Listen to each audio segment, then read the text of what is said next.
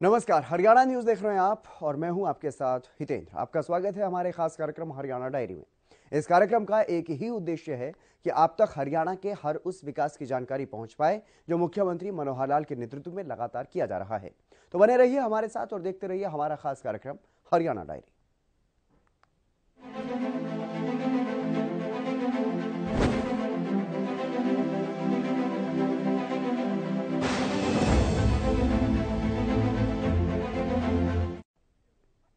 हरियाणा के मुख्यमंत्री मनोहर लाल ने नए साल का तोहफा हरियाणा वासियों को दिया है। मुख्यमंत्री ने गुरुग्राम से वर्चुअल रूप से 1,882 करोड़ रुपए की 167 परियोजनाएं शुरू की हैं।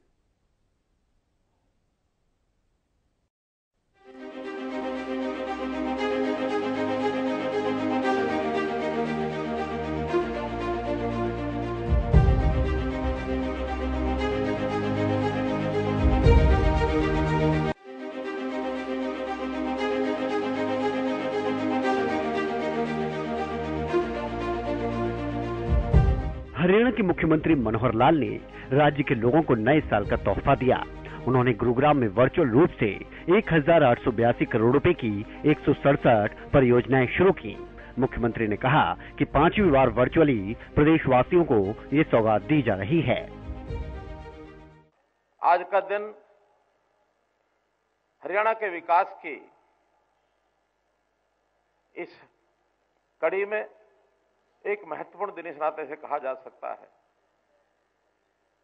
क्योंकि निरंतर जो विकास के पथ पर हम लोग चल रहे हैं और हर वर्ष हजारों करोड़ रुपए की विकास योजनाएं शिलान्यास होती हैं, उद्घाटन होते हैं और विशेष तौर पर कोविड के समय में जब हमने अनुभव किया कि सब स्थानों पर जाकर कई बार शिलान्यास उद्घाटन करना संभव नहीं हो पाता है, तो ऑनलाइन उद्घाटन के सिस्टम को हमने शुरू किया और मुझे खुशी आज बताते हुए कि उस कड़ी में आज ये छठा कार्यक्रम है।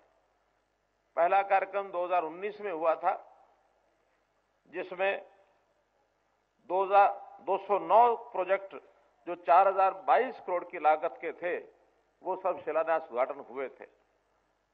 उसी क्रम में दूसरा जो कार्यक्रम 27/10/20 को हुआ, तीसरा 21 मार्च 21 को हुआ, चौथा कार्यक्रम 10 जून 21 को हुआ, पांचवा कार्यक्रम इसी वर्ष 4 सितंबर 22 को हुआ और आज हम 6 जनवरी 2023 को ये छठा कार्यक्रम कर रहे हैं। आज के इस कार्यक्रम में जैसा मैंने बताया कि कुल सभी 22 जिलों में 167 प्रोजेक्ट्स, परियोजनाएं जिनका शिलान्यास उद्घाटन हो रहा है और कुल इसकी लागत 1,882 करोड़ रुपया इसकी लागत है। एक बहुत बड़ी, जिसको कहें कि धनराशि के प्रोजेक्ट आज हरियाणा की जनता को समर्पित किए जा रहे हैं। मैं मानता हूं कि हरियाणा का विकास केवल हरियाणा तक ही इसकी चर्चा सीमित नहीं होती, बल्कि ये पूरे देश के विकास में अपना योगदान करते हैं। मुख्यमंत्री ने कहा कि गुरुग्राम के विकास की चमक पूरी दुनिया ने देखी। विश्व की बड़ी 500 कंपनियों में से 300 के करीब कंपनियों की गुरुग्राम में उपस्थिति। बदरपुर मुजेसर मेट्रो के उद्घाटन के वक्त प्रधानमंत्री नरेंद्र मोदी ने कहा था कि विकास का आधारभूत इंफ्रास्ट्रक्चर जितना मजबूत होगा उतना अधिक लोगों को फायदा होगा। जो 500 बड़ी कंपनीज हैं, उनमें से लगभग 300 कंपनीज, उनकी उपस्थिति गुरुग्राम में है। तो गुरुग्राम एक प्रकार की हमारी हरियाणा की आर्थिक राजधानी भी ये कहलाती है। हम लोगों ने पिछले लगातार, क्योंकि चौथा वर्ष तो ये वित्त मंत्री के नाते मुझे भी काम करने का जो एक मौका मिला है, तो मैं कह सकता हूं कि हमने जो वित्त का संयोजन किया है उसमें बजट बनाते समय इस बात का ध्यान रखते हैं कि हम कैपिटल एक्सपेंसेस अर्थात विकास के कामों में कितना ज्यादा पैसा लगा सकते हैं। आपको बताते हुए हर्ष हो रहा है कि हमारे कुल बजट का 34.5% अब हम विकास के कामों में लगाने लग गए हैं और ये अपने आप में हमारी एक बहुत बड़ी एक उपलब्धि है। बाकी प्रदेशों में इतना पैसा नहीं लगता है। हमने विकास के कामों में एक गति जो अपनी बनाई है, इंफ्रास्ट्रक्चर खास करके, क्योंकि इंफ्रास्ट्रक्चर इसमें ही विकास करने से प्रदेश के लोगों को रोजगार मिलता है, उनकी आर्थिक स्थिति अच्छी होती है, औद्योगिकरण होता है, बाहर के लोग निवेश करने के लिए यहां आते हैं, तो बहुत बड़ा लाभ इंफ्रास्ट्रक्चर के कारण से होता है। 2015 में जब प्रधानमंत्री जी स्वयं फरीदाबाद में आकर के बदरपुर मुजस्सर की जो रेलवे मेट्रो का उन्होंने उद्घाटन किया था, उस समय उन्होंने एक बात कही थी कि अगर हमको प्रगति करनी है तो इंफ्रास्ट्रक्चर के ऊपर पूरा जोर देना पड़ेगा, और रेल हो, रोड हो या सामान्य नागरिक की अन्य सुविधाओं के लिए जो इंफ्रास्ट्रक्चर होता है, उसको जितना हम आगे बढ़ाएंगे, उतना जितना निर्माण करेंगे, विकास के फल उतने ही नीचे तक पहुंचेंगे। तो इसलिए इस काम के लिए हमने जो आज ये दिन किया है, मैं सभी विभागों के जो हमारे काम करने वाले, चाहे अधिकारी हैं, चाहे वह काम करने वाले हमारे ठेकेदार हैं, चाहे योजना बनाने वाले, प्लानिंग करने वाले लोग हैं, और इसमें अन्य संस्थाएं भी जो सहयोग करती हैं, मैं आज उनका बहुत बहुत आभार प्रकट करता हूं और आपको इस अवसर पर बहुत बहुत बधाई देता हूं। भाइयों बहनों, इसको करने के लिए हमने एक विशेष इस बार जो प्रयोजन किया था, अलग अलग विभागों का अलग अलग बजट होता है। कभी कभी कुछ विभाग तो काम पूरा करके और भी डिमांड करते हैं, और कई विभाग ऐसे होते हैं जिनका पैसा बचा रह जाता है और 31 मार्च को लैप्स हो जाता है। हमने 2 साल पहले एक योजना बनाई कि जो ऐसा पैसा किसी विभाग का बचता है, उसको अलग से उसका फंड क्रिएट किया, और उस फंड का नाम है medium term expenditure framework reserve fund, अंग्रेजी में इसका नाम रखा हुआ है। तो वो सारा फंड उसमें इकट्ठा कर देते हैं, और साल के आखिरी महीनों में जिन विभागों में कमी पड़ती है, उसको वहां उसको यानी डाइवर्ट करते हैं, उनको दे देते हैं, ताकि काम किसी का रुके नहीं, और ये काम अगले वर्ष भी अगर उसमें से फंड बचता है तो उसका उपयोग करते हैं। तो इसलिए इन फंड्स का जो नियोजन है, ये बजट के नाते से बहुत जो बढ़िया ढंग से किया जाता है, उसके लिए हमारे जो बजट के निर्माता हैं, बजट के बनाने वाले अधिकारी हैं, उनका भी मैं उनकी सराहना करता हूं। उन्होंने कहा कि गांव और शहर के विकास के लिए ग्राम और नगर दर्शन पोर्टल बनाया गया है। इस सरकार में बिना सिफारिश और भेदभाव के काम किया जा रहा है। सीएम ने कहा कि विपक्ष हमारे बनाए गए पोर्टल पर सवाल खड़े करता है, लेकिन पारदर्शिता के साथ बिना खर्ची पर्ची, बिना भेदभाव से काम किया जा रहा है। सीएम ने कहा कि इन्हीं पोर्टल के जरिए 12 लाख नए राशन कार्ड बनाए गए हैं। हर गरीब को उसका हक मिले, ये सरकार सुनिश्चित करेगी। किसी अपात्र को भी गलत फायदा न पहुंचे, इसके लिए सरकार प्रयासरत है। पहले कहा जाता था कि केंद्र सरकार 1 रुपया भेजती है तो 15 पैसे लोगों तक पहुंचते हैं, लेकिन आज के वक्त पूरा 1 रुपया आम जनता तक पहुंच रहा है।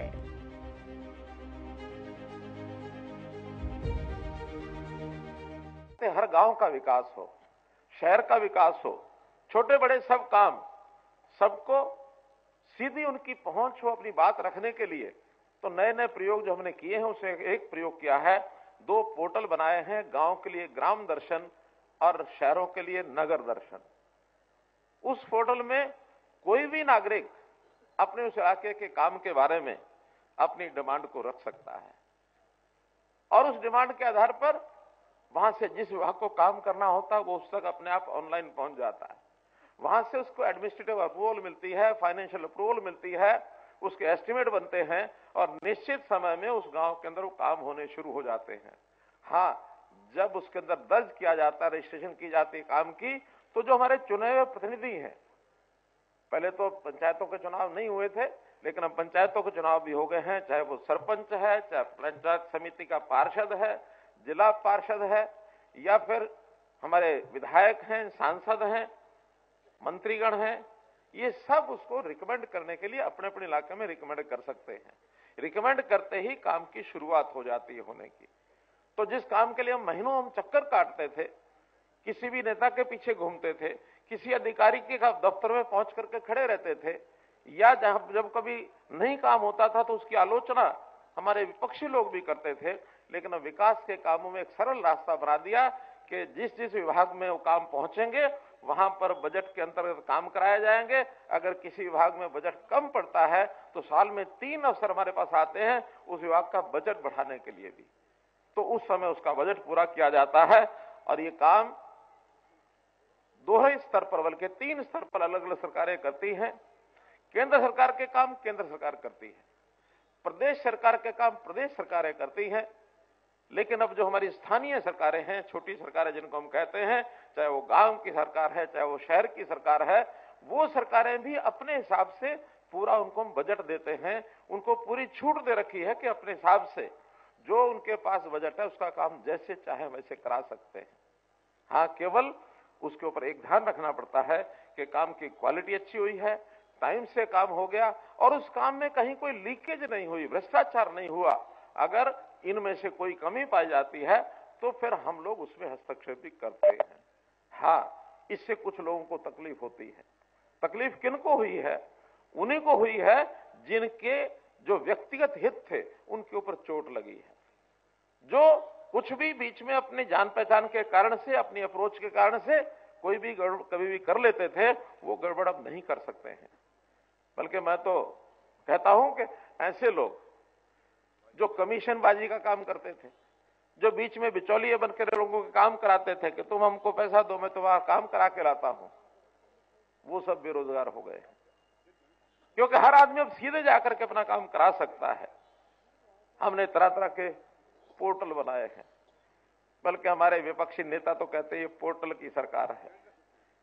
मैं कहता हूं हाँ, पोर्टल की सरकार है और पोर्टल के लाभ हैं।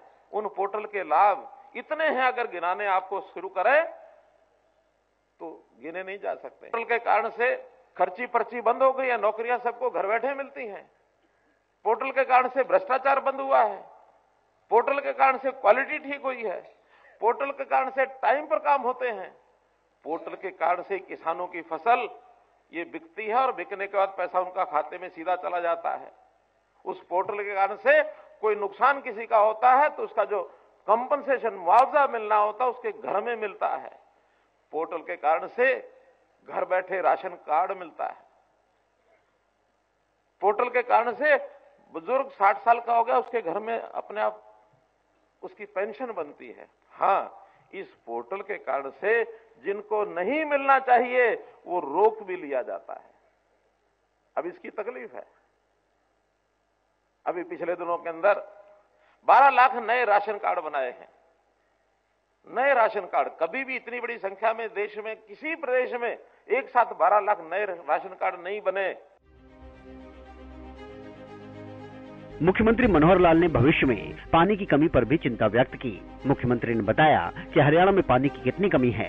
हरियाणा में 40% सिंचाई नहरी पानी से होती है, 30% ट्यूबवेल के जरिए, जबकि बाकी 30% के लिए हरियाणा वर्षा पर निर्भर है। मुख्यमंत्री ने कहा कि सरकार माइक्रो इरिगेशन तकनीक अपनाकर हर खेत तक सिंचाई के लिए योजना पर काम कर रही है। इसके साथ ही 207 से अधिक वाटर ट्रीटमेंट प्लांट के प्रोजेक्ट पर काम किया जा रहा है। मुख्यमंत्री ने एसवाईएल के मुद्दे पर भी मंच से अपनी बात रखी। जो हमारे विशेष कठिनाइयां भविष्य की हैं, उनकी भी चिंता की है। एक बड़ी कठिनाई वो है यहां पानी की। हरियाणा पानी का डेफिसिट स्टेट है, पानी की कमी वाला प्रदेश है। सारे देश का हिसाब लगाए तो उतनी कमी शायद नहीं है। फिर भी इस पानी की अगर संभाल नहीं की तो हरियाणा का संकट तो अभी है, बाकी प्रदेशों में भी आने वाले 15-20 साल में संकट खड़ा हो सकता है। आज पूरे देश में आंकड़ों के हिसाब से अगर मैं बताऊं तो पूरे देश के अंदर 1100 बीसीएम, बीसीएम माने बिलियन क्यूबिक मीटर, इतना पानी उपलब्ध है और आज हमारी खपत है 800 बीसीएम। 1100 बीसीएम पानी हमारे पास है, 800 की खपत है। अर्थात आने वाले 20 साल तक हम उस पानी का ठीक से उपयोग करेंगे तो हमारी चिंता नहीं है। लेकिन हरियाणा की अगर मैं बात करता हूं तो हरियाणा में एमएएफ, मिलियन एकड़ फीट जिसको कहते हैं, आज हमारे पास 32 एमएएफ पानी इसकी डिमांड है। हमारी जरूरत है 32 एमएएफ की और हमारे पास है कितना? 16 एमएएफ। इतना पानी कम है हमारा। अगर कम पानी है, इस कारण से हमारा बहुत सा इलाका सिंचाई में उसको पानी नहीं दे पाते हैं, क्योंकि पीने की आवश्यकता तो सबकी पूरी करनी पड़ेगी, करते हैं। लेकिन सिंचाई के लिए जितना पानी हमको चाहिए आज हमारी सिर्फ 40% जमीन जो हमारे सिंचाई से यानी कैनाल की जो इरिगेशन है, नहरी सिंचाई से हम उसका उपयोग करते हैं। 30% ऐसा है जो ट्यूबवेल से हम जो है उसकी सिंचाई करते हैं। बाकी 30% इलाका ऐसा है जिसमें हम पानी पहुंचा नहीं पाते हैं। पूरा वर्षा के ऊपर निर्भर है। आगे बरसात तो खेती हो जाएगी, नहीं आई तो खेती नहीं होगी। हम चाहेंगे कि हम खेती के इस प्रकार के सिस्टम बनाएं, इरिगेशन सिंचाई के सिस्टम बनाएं, माइक्रो इरिगेशन, ताकि उस 30% इलाका जो बाकी बचा हुआ है वहां भी आखिर तक पानी पहुंचा सके। पानी तो जितना उपलब्ध है हमें उतना ही है। अभी कल ही हमारी एसवाइल को लेकर के परसों मीटिंग हुई। पंजाब के मुख्यमंत्री ने बिल्कुल मना किया कि हम तो एसवाइल बनने नहीं देंगे। हालांकि सुप्रीम कोर्ट ने निर्णय दे रखा है कि एसवाइल तो बनेगी। अब बनेगी तो कैसे बनेगी, कब बनेगी, कौन बनाएगा, केवल इतना ही विषय बाकी है। सुप्रीम कोर्ट ने कहा कि आपस में मिल बैठ करके कोई समझौता करके बना के रास्ता बनाए कोई। अब अंतोगत्वा हमको अगले 17 जनवरी को जो तारीख सुप्रीम कोर्ट की है उसमें बताना पड़ेगा कि पंजाब के लोग तैयार नहीं है, फैसला सुप्रीम कोर्ट को करना है। जो होगा वो होगा, लेकिन आज हमारे पास जो पानी उपलब्ध है उस पानी को ठीक से व्यवस्थित ढंग से उसका प्रबंध करें। खास करके जो खराब पानी हो जाता है, क्योंकि वेस्ट वाटर जितना निकलता है पानी का उपयोग करने के बाद, चाहे हमारे सीवरेज का पानी है, चाहे नालियों का पानी है, तालाबों का पानी है, इस पानी को कैसे हम इसको शुद्ध करें। वाटर ट्रीटमेंट प्लांट ये कैसे लगा करके उसका पानी का दोबारा उपयोग करें। इसके कई प्रोजेक्ट इरिगेशन के आज इस विषय को लेकर के कई प्रोजेक्ट ऐसे हैं जो पानी को सुधारने के लिए, खास करके ये जो धनवापुर में आज प्रोजेक्ट जिसका 137 करोड़ रुपए का ये जो प्रोजेक्ट है, ये सीवरेज ट्रीटमेंट प्लांट, इसके माध्यम से साफ हुआ पानी इसको उपयोग करने के लिए खेतों में सिंचाई में कैसे लेकर के जाए, इसका जो है एक हमने आज जो शिलान्यास किया है। ये प्रोजेक्ट हमारे 207 प्रोजेक्ट हरियाणा में हो चुके हैं। लगातार इस पर काम कर रहे हैं कि 207 प्रोजेक्ट के माध्यम से जो हमको पानी मिलता है, जब ये तैयार हो जाएंगे, कंप्लीट हो जाएंगे, 4 लाख एकड़ अर्थात कुल भूमि का 5% इस पानी से हम सिंचाई करेंगे। जो मैं 30% कम बता रहा हूं, 5% पानी इनमें से लेकर के सिंचाई करेंगे। तो हम भरपूर इस पर प्रयत्न कर रहे हैं कि हम पानी की व्यवस्था किस प्रकार से बढ़िया बनाएं, ताकि हम आगामी अगली पीढ़ी को एक सुरक्षित ढंग से आगे पहुंचा सकें। वहीं मुख्यमंत्री मनोहर लाल ने सीवरेज ट्रीटमेंट प्लांट का निरीक्षण किया। उन्होंने उसके बाद अधिकारियों को जरूरी दिशा निर्देश देते हुए कहा कि ट्रीटेड पानी का सही रीयूज सुनिश्चित किया जाए। इन निर्देशों का सख्ती से पालन करने के लिए मुख्यमंत्री ने अधिकारियों को हिदायत दी। कुल मिलाकर लगभग 1900 करोड़ की इस सौगात से हरियाणा विकास के नए आयामों को छुएगा।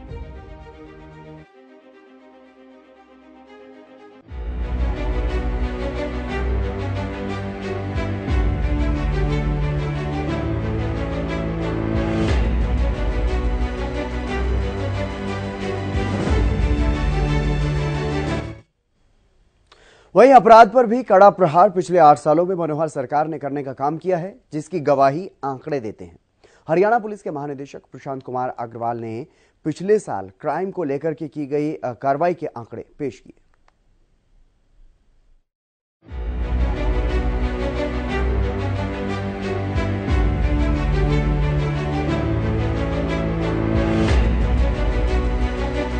हरियाणा में अपराध के खिलाफ कड़ा प्रहार शासन प्रशासन ने करने का काम किया। पिछले साल हरियाणा में अपराधियों के लिए मनोहर सरकार काल बनकर उभरी। हरियाणा पुलिस महानिदेशक प्रशांत कुमार अग्रवाल ने आंकड़े पेश किए जो बताने के लिए काफी हैं कि किस कदर हरियाणा पुलिस ने अपराध पर शिकंजा कसने का काम किया है। बीते साल हरियाणा पुलिस के निशाने पर कुख्यात अपराधी रहे। पुलिस ने कड़ी कार्रवाई करते हुए 334 मोस्ट वांटेड और इनामी अपराधियों को गिरफ्तार किया। इनमें 11,463 उद्घोषित अपराधियों और बेल जंपर्स को भी काबू किया गया। 6,552 पीओ और 4,911 बेल जंपर्स को गिरफ्तार किया गया। इनमें से 951 पीओ और 912 bail jumpers state crime branch के हत्थे चढ़े। 5,601 पीओ और 3,999 बेल जंपर्स को पुलिस की फील्ड यूनिट्स ने गिरफ्तार किया। हर महीने औसतन 546 पीओ और 410 बेल जंपर्स को गिरफ्तार किया गया। सबसे ज्यादा गिरफ्तारी फरीदाबाद जिले में हुई। फरीदाबाद में सर्वाधिक 43 मोस्ट वांटेड अपराधियों को पुलिस ने काबू किया। इसके बाद महेंद्रगढ़ में 40 मोस्ट वांटेड अपराधियों को पकड़ा गया। इसके अलावा पलवल जिले में 28 मोस्ट वांटेड अपराधियों को काबू किया गया। साथ ही सोनीपत से 26 मोस्ट वांटेड अपराधियों को पकड़ा गया। रोहतक में 24 मोस्ट वांटेड अपराधियों पर शिकंजा कसा गया। गुरुग्राम और कुरुक्षेत्र में 21 मोस्ट वांटेड को गिरफ्तार किया गया। पुलिस टीमों ने इन अपराधियों की आवाजाही और गतिविधियों पर पैनी नजर रखने के लिए अदालतों और अन्य सूचनाओं से डेटा इकट्ठा करते हुए ऐसे सभी भगोड़े अपराधियों की पहचान की। गिरफ्तार किए गए पीओ और बेल जंपर्स में से कई लंबे समय से फरार थे। हरियाणा पुलिस महानिदेशक प्रशांत कुमार अग्रवाल ने इस संबंध में जानकारी देते हुए बताया कि गिरफ्तार किए गए कुख्यात अपराधी न केवल हत्या के प्रयास, रंगदारी, फिरौती के लिए अपहरण, लूट, डकैती जैसे जघन्य अपराधों में शामिल थे, बल्कि इनकी गिरफ्तारी पर 5,000 रुपए से लेकर 1 लाख रुपए से अधिक तक का इनाम भी था। इन अपराधियों की गिरफ्तारी से जघन्य अपराधों के सैकड़ों मामलों को सुलझाने के साथ साथ पुलिस कई अपराधों पर अंकुश लगाते हुए क्राइम की रफ्तार पर रोक लगाने में भी कामयाब रही। इससे पहले चाहे सदन हो या सार्वजनिक मंच, मुख्यमंत्री से लेकर गृह मंत्री तक ये साफ कर चुके हैं कि हरियाणा में अपराधियों के लिए कोई जगह नहीं। एक व्यक्ति अवैध तरीके से कोई अपनी कमाई करता है, उस कमाई में 10 लोगों को शामिल करता है और उसके अंदर अगर कोई उसी कमाई के कारण से उसकी संपत्ति बनती है, उस दोष के कारण से अगर वो किसी और के नाम भी कर देता है, किसी की सहभागिता भी हो जाती है, तो बराबर के दोषी होंगे। और वो संपत्ति अगर उसकी कमाई से बनी हुई है, कानून सिद्ध बात है, उसको तोड़ने में फिर 10 लोगों का और भी साथ होगा, हमें कोई ऐतराज नहीं है, कोई उसमें आपत्ति नहीं है। पहले समाज के अंदर ये वातावरण बनाना पड़ेगा कि अपराधी कोई घोर अपराधी है, उसके परिवार के लोग भी अगर उसको साथ छोड़ना शुरू करेंगे तभी अपराध के ऊपर कंट्रोल होगा, वरना अगर साथ देने वाले अपराधियों का साथ देंगे, उनको हमको साथ लपेटना पड़ेगा। ये कानून सिद्ध बात है। मैंने हरियाणा के सभी पुलिस अधिकारियों को ये कहा है कि हरियाणा में गैर कानूनी गतिविधियों के खिलाफ क्लीन हरियाणा अभियान चलाया जाए। किसी भी अपराधी को बख्शा ना जाए। अपराधी या तो गलत काम करना छोड़ दें या हरियाणा छोड़ दें, और उनके द्वारा चलाए गए अभियान की डीजीपी लेवल पर रेगुलर समीक्षा की जाएगी। अभी 1 तारीख से 15 तारीख तक जो कार्रवाई की गई है, उसके तहत जुआ, सट्टा, अवैध शराब, ड्रग्स के खिलाफ 5,687 जगह पर छापे मारे गए हैं। 2,446 मामले दर्ज किए गए हैं और 2,664 व्यक्तियों को गिरफ्तार किया गया है। इसी प्रकार से अवैध हथियारों को पकड़ने के लिए भी बड़े स्तर पर मुहिम चलाई गई है और बहुत बड़ी संख्या में अवैध हथियार भी बरामद किए गए हैं। ये अभियान यहीं खत्म नहीं होगा, ये लगातार चलता रहेगा जब तक कि हरियाणा को अपराध मुक्त घोषित ना कर दिया जाए। कुल मिलाकर भ्रष्टाचार और अपराध पर अंकुश लगाने का काम प्रशासन की तरफ से किया गया। इसका सबसे बड़ा कारण यह रहा कि पुलिस को अपराध कम करने और अपराधियों पर शिकंजा कसने के लिए मनोहर सरकार ने पूर्ण शक्तियां दी और फ्री हैंड छोड़ा, जिसका नतीजा सबके सामने है।